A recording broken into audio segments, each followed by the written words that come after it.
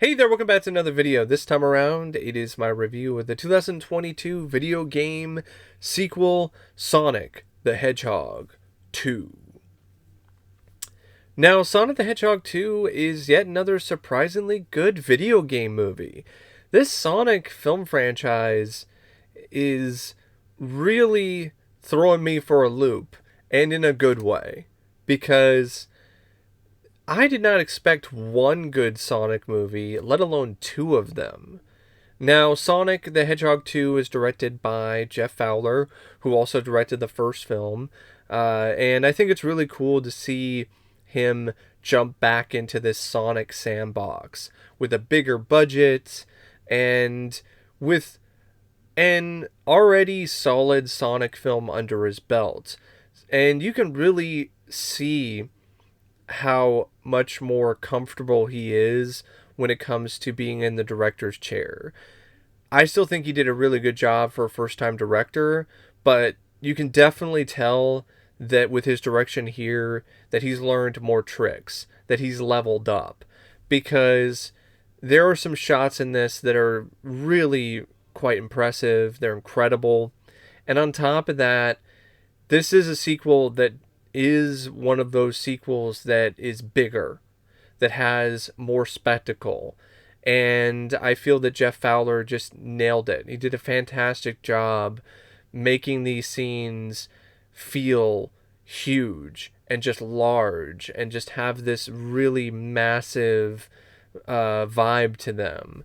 And it was epic. Like, this was a legitimately epic film in a lot of different ways. That there were a lot of epic bits of action.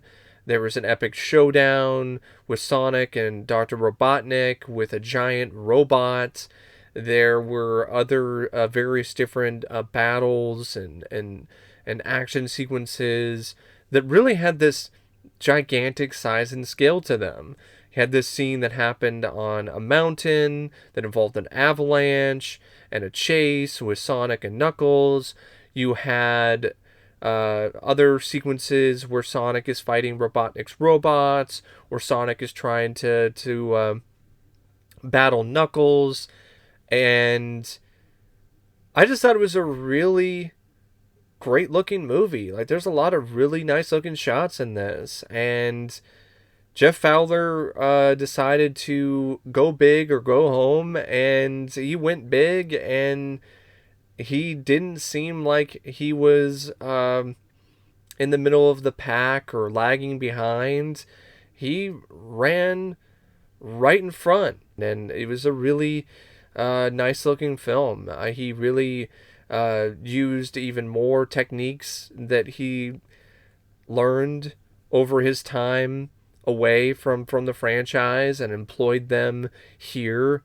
You could definitely see that this is a guy who's just getting better and better with practice, much like someone who would probably get better playing the Sonic games. You might start off a little slow, you might start off not doing that great, or you might do okay, but you'll get better the more that you practice. And I really feel that Jeff Fowler has become a better director, and it really does show with his direction in Sonic 2. Now, the film also features a screenplay by three different writers: Pat Casey, Josh Miller, and John Whittington. And this is one of those scripts where there are some really great highlights, but then there are also some pretty glaring lowlights. And the lowlights to me are so much more prevalent than some of the stuff in the first film. And there are other moments here and other elements that just don't work at all for me. Where in the first movie, there's some stuff that was a little kind of clunky or cliched or been there, done that. But that's a different kind of problem that I can kind of deal with a little bit more. But when you have stuff that just feels like it's extraneous or feels like it doesn't need to be there, then that's more problematic, at least for me personally, when it comes to a narrative. But that doesn't mean that this script does not have a lot of moments where it shines. I mean, I really like the extra bits of depth for Sonic, showing him being a bit of a vigilante in the beginning in Seattle as the Blue Blur, or Blue Justice. That's what I think it was. Yeah, I think it was, yeah, Blue Justice. I like the father-son dynamic between Sonic and Tom, and I like how it's further exemplified here in this script, where you have almost sort of an Uncle Ben, Peter Parker kind of thing going on here about with great power comes great responsibility. It fits with Sonic. I like the bond and the connection that forms between Sonic and Tails. I think it's unique. It definitely does stand out from the bond that was formed between Sonic and Tom in the first film. I even like the antagonistic rivalry between Sonic and Knuckles, and I like how they ultimately become acquaintances or friends by the end of the film. I definitely like the fact that this is a story that does have a lot more stakes. It feels like a bigger film in terms of its size and scope. Leads to a lot of really fun stuff, like a sequence where Sonic and Knuckles are chasing each other on a mountainside, and Sonic has to stay one step ahead of an avalanche. You've got other stuff where Sonic and Tails team up and go after Dr. Robotnik, who now has the power of this emerald, and he's got this giant robot.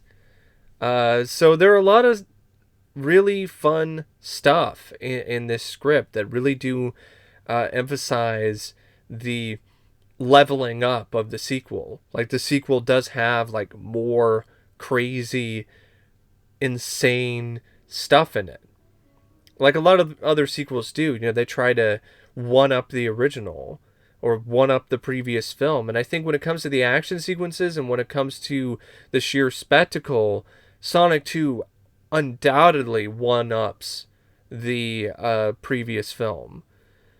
But I think the human elements in here, other than the stuff with Tom and Sonic, I think the human elements here are really inferior to the human elements in the first film.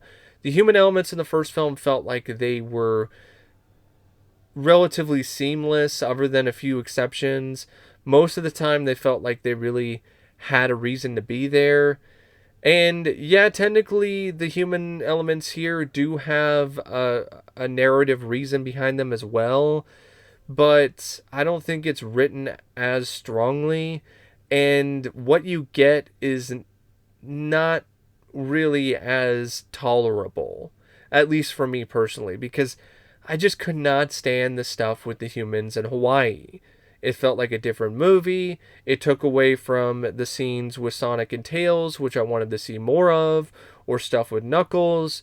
This film is at its best narrative-wise when it's focusing on Sonic, and it's showcasing more of his world and more of his lore and introducing you to these other characters. That is when this script really shines. When it turns away from that and goes into a different direction and has this sequence with Maddie and her sister using Tails' technology to break Sonic and Tails out of a prison, that's when it's just not as good. And I thought it was kind of lame. Even though the action was creative and technically it was well done, and it was cool to see Tails' tech in action, I just wish Tails was the one using the tech and not Maddie and her sister. It felt like the screenwriters were asked to give Maddie more to do, because she didn't have a whole lot to do in the first film, so they decided to give her a whole series of sequences and also give her sister a lot more to do as well. And I just didn't really care, and I didn't think those characters were that strong. Also, it took away from Sonic and Tom's dynamic, because Sonic and Tom, they're not really together that much in the movie. There's a few scenes, they go fishing, you have that heart-to-heart moment between Sonic and Tom, but then they're separated for a good chunk of the movie because that's what they're trying to do, have Sonic go do his own thing with Tails and find friends that are of his own race. And then Tom is dealing with his own stuff, with trying to have a redemptive arc between him and Maddie's sister, and it's just one of those things where I just didn't care. I didn't care about the fake wedding. I didn't care about any of that. It just didn't do anything for me. It hurt the film's pacing. This movie didn't need to be 2 hours anyway. And then you have this stuff with the humans and in Hawaii, and it was just I didn't like that. And then there's other stuff where Dr. Robotnik, he comes back, and I really like the stuff with him and Knuckles, but you still have to cut back to Agent Stone. And Agent Stone is just as stone-faced and lame as he was in the first film. In fact, the scene that started the film when Robotnik is using his intelligence when he's stuck in the mushroom planet to find a way out of there, he uses a actual legitimate rock that he carved a face into and calls it Agent Stone. That rock was completely indistinguishable from the actual Agent Stone to me. So you could have just had the stone, and you really would not have lost anything. And speaking of useless characters, Wade has even more screen time in this, and I have no idea why. And he's just as insufferable and just as annoying as he was in the previous film, if not even more. Yeah, they one-upped another thing, but not in a good way with this script. They one-upped Wade, gave him more screen time, gave him more jokes, had him repeat this really lame reference to Ghostbusters. It's like the Stay Puft Marshmallow Man in Ghostbusters. It's like, just stop. Really, just cut it out, man. I'm a nerd, I'm a movie nerd, but I don't like that kind of humor because it's lazy. So yeah, I did not care for the scenes with Wade at all. Agent Stone and his love affair with Robotnik, making lattes with Robotnik's face on it. I did not give two shits. Don't care. So yeah, that kind of stuff just didn't do anything for me. And then, like, the climax, once again, it's like a giant light in the sky. Like, how many times are we going to do this? Or how many times are we going to have, like, a giant light go into the sky? Like, we've done that a million times in a million movies. Come up with a different visual. It was cool to see Sonic and Knuckles and Robotnik interact with what honestly might as well be something out of the Legends of the Hidden Temple or Raiders of the Lost Ark. So it's cool to see them interact with booby traps and so on. And I think it was pretty awesome to see Sonic himself level up and become Golden Sonic in the climax. That was pretty awesome. And I thought the battle with Tails and Sonic and Knuckles versus Robotnik, I thought that was really fun and satisfying, and there was a lot of creativity there. The humans seemed to be rather useless, but you know, that's kind of how it is. There's not much they can do. And I like how it's setting itself up for an even not necessarily even better, but definitely opening the world up even more for a potential next film in the series, with a tease of Shadow the Hedgehog, for instance. But, like I said, it's a screenplay that really could have benefited from having the less is more approach at times, because I don't think more scenes with the humans really benefits the story that much. I don't think more Wade or more Agent Stone benefits the story. And the humor, I also felt, was more of the same. And there were, and in some ways, worse than the humor in the first movie. Because once again, you have more fart jokes. Because there's a whole scene in like the first 5 minutes where Sonic's trying to pull a Ferris Bueller and trying to trick Tom, and there's this doll, and there's a tape recording of him farting multiple times because he ate too many chili dogs. And I was just like, come on, man. The fart jokes in the first film were lame and not funny, and now we have like more. We leveled up with the fart jokes. Come on. And they leveled up in terms of just pointless movie references that really aren't funny and aren't clever.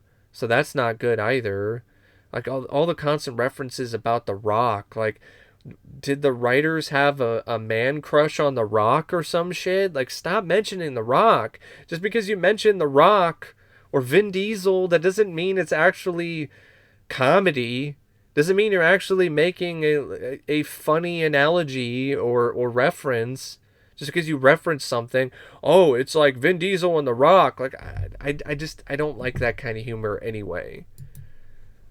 And other stuff like, oh, when Sonic is talking about Tails, and because Tails, you know how he flies with his two tails flying in the air, mentions it's like a butt copter, and that's the kind of stuff that's definitely there for the kids, and make the kids laugh, but make the adults in the audience kind of groan and roll their eyes. And also Jim Carrey, it was a good performance by him, but I don't know if a lot of it was him improvising, and that didn't necessarily work that well, or was lines of dialogue like "later, hater," but I don't know. It was just kind of for me too. So yeah, the comedy to me was not really that funny most of the time, but the action when it was there was a massive upgrade over the action in the first movie. And so was the size and the scale and the scope of it. And I really liked the stuff with Sonic and Tails, even though the dance battle was kind of But I still like the scenes with them, and I still like the rivalry between Sonic and Knuckles. And I think there's a lot to still like about this script, despite the issues that I do have with it. The cast is once again really solid, really stellar. I mean, Ben Schwartz, he's even more at home now in the role of Sonic, and I just love his voice work for Sonic. He just exemplifies the character perfectly. His attitude, his personality, his charisma, the various different aspects of Sonic that make him who he is. He showcases a lot of range too. Just a really nice performance.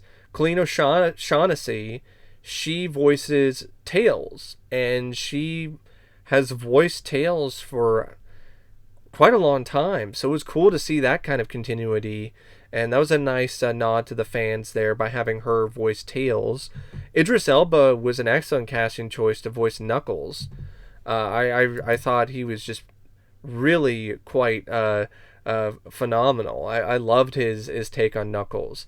Even though the way that the character was written was very much a Drax the Destroyer from Guardians of the Galaxy, nothing goes over my head, I would catch it, that kind of thing. And that got old, for a little bit for me. But I was still able to get past that because of how good of a job Idris Elba did voicing this character, voicing Knuckles. Then, of course, you have the live-action cast. I mean, Jim Carrey returns as Dr. Robotnik, and he's even more over the top and even more cartoonish than he was in the first film. And he's still a lot of fun. He really is. I really love his take on Robotnik. And if this winds up being Jim Carrey's final performance, it's fitting since he was well known for being a live-action cartoon character for the majority of his career. But it would be too bad because it was a fun role, but I wouldn't say it's one of his best. I actually thought his performance as Dr. Robotnik in the first film was actually a little bit better. But it was still fun here. Still enjoyed him. It was definitely a a really fun ride to see him just embody the crazy supervillain persona even more when he got the Master Emerald. James Marsden, once again, a strong presence. I just wish he was in the film more, at least in terms of him having more scenes with Sonic. I would have been fine if you didn't really have a whole lot of stuff with Maddie and her sister. You just had like Tom, and he got involved, and he's the one helping Sonic or Tails, or he's the one that breaks them out. Like, you didn't need Maddie and Rachel. I don't really feel like those two were necessary. Maddie's fine. I mean, I don't hate the character. It's just I like Tom more, and I wanted to see more with Tom and more with Sonic and Tom together because they're such a good team. Maddie is played by Tika Sumpter once again, and she does a nice job. Overall, I like her. I like her charisma. She's got good chemistry with James Marsden. She works well with Sonic and the other characters. Natasha Rothwell, she's a little bit more tolerable here as Rachel than she was in the first film, but I still don't like this character. This character is still very grating, and so is the performance, and it also tries to make her into some kind of psycho badass chick, and it just didn't land for me. Adam Pally, awful. Stop with Wade. Just, you're making me hate Wade, and I'm a huge Deadpool fan. And, you know, Deadpool is Wade Wilson. I should not be hating Wade. You know who Wade, Adam Pally's character in this franchise, you know who he reminds me of? He reminds me of Wade the Duck from Garfield and Friends. And for those of you who don't get the reference, just look it up. Look it up on YouTube or on Google, and you'll see what I mean. Because he's just so irritating and annoying and just sucks the life out of every scene that he's in because he sucks so much. Wade the Duck is more neurotic, I guess. He's not, I mean, Wade in Sonic is not as neurotic as Wade the Duck, but he's just as irritating, and I just don't like this character at all, and I don't like this performance. Shemar Moore, he plays Rachel's fiance, who's an undercover gun agent in this. He's a new actor that's thrown into the franchise. Did nothing for me. The most noticeable thing about his performance was his Just for Men goatee. Like, come on, you're not fooling anybody, bro. Like, that is totally 100% a dye job. And you also had Lee Majdoub, who came back as Stone, and Tom Butler, who played Commander Walters again. Two characters that I don't really care about that much either. But, you know, for the main cast, it's a good cast. I mean, the supporting roles were always kind of weak when it comes to these films for me. So it's not surprising that the new supporting characters that are thrown in here, or the characters that get more screen time, definitely do pale in comparison to the main cast. The film also features some pretty good cinematography by Brandon Trost. The cinematography really does stand out when it comes to shots that take place in Hawaii, or sequences that take place in a more fantastical kind of arena. For instance, when you have the owl lair, the way that was set up and that was shot, or the sequences on the mountain, or the sequences in the temple in the climax. I will say this, though, and I should have mentioned this when I was talking about the script. Enough already with the climax happening in Green Hills. Like, this is the second time that this franchise has done it. The second time that this franchise has pressed the easy button and taken the absolute lazy route. If I see the climax occur in Green Hills again in Sonic 3, I'm not going to be happy. In fact, I'll probably knock off at least half a star, possibly more from my rating because of that fact. Because it's getting old. Take them outside of Green Hills. You know, Sonic is a character and it's a franchise where you can go anywhere.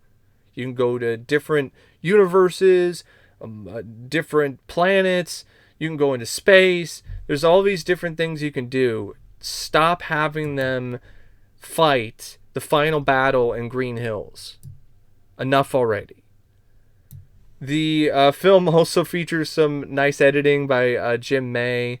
Once again, the editing is very kinetic. It's very strong. It fits very well with the film's tone and with everything that the director is trying to do. It makes the action sequences in this, which are definitely more spectacular than the action in the first film, even more exciting and thrilling and fun to watch. The music is by Tom Holkenberg. Once again, it's just average. This score is just not really anything that's special. One of the things that this franchise is lacking to me is a memorable score. It's an iconic score. You know things are a problem when one of the most memorable bits of music is just like the ringtone that Tom has on his phone, which is the original Sonic the Hedgehog music from the game. I don't understand it. And I also don't understand why they don't have like a version of the Sonic the Hedgehog Saturday morning theme song. I mean, that's one of the catchiest and coolest theme songs out there. Sonic, he can really move. Sonic, he's got an attitude. Sonic, he's the fastest man alive. Like, it's a really catchy theme. And you could even do an instrumental version of it. I'm surprised that wasn't incorporated at any point in this movie. Maybe it'll be incorporated somewhere in the third film. I don't know. But yeah, the music kind of sucks when it comes to these films, at least when it comes to the score. And the pacing, it's a little sluggish at times. It really is. Mainly because of the human stuff, which I think kind of sucks. So that definitely doesn't really help the movie, but I still really enjoyed the film. I had a lot of fun with it. I would definitely say it's one of the better films that I've seen from 2022 so far. And if you enjoyed the first film, I would definitely recommend checking this one out because it's definitely got some really cool moments. You get to see more of Sonic. You get to see more of Sonic's world.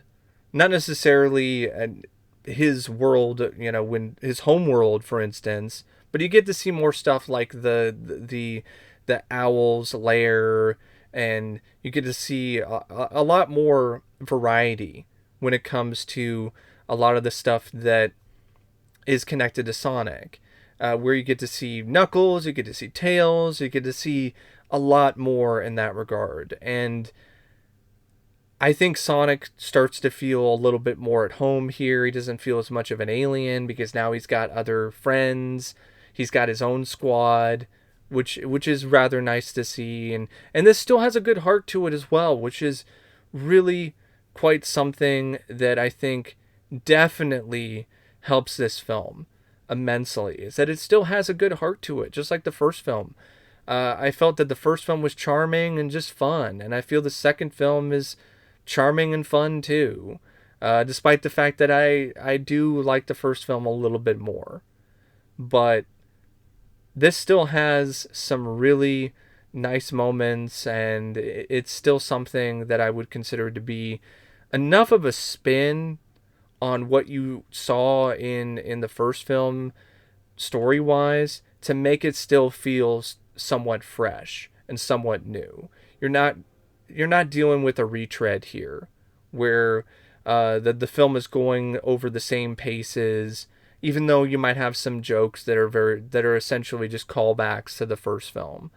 But they don't have a whole lot of that going on. It doesn't overly rely upon nostalgia or previous bits that worked in the last movie. There's a lot of stuff that it brings to the table that is new and innovative and incredible in its own right. So yeah, I think this is definitely one of those video game movies that runs to the finish line. And I am really looking forward to seeing where Sonic runs to next. But anyway, thanks for watching my review of Sonic the Hedgehog 2. And as always, I'll see you later. See ya.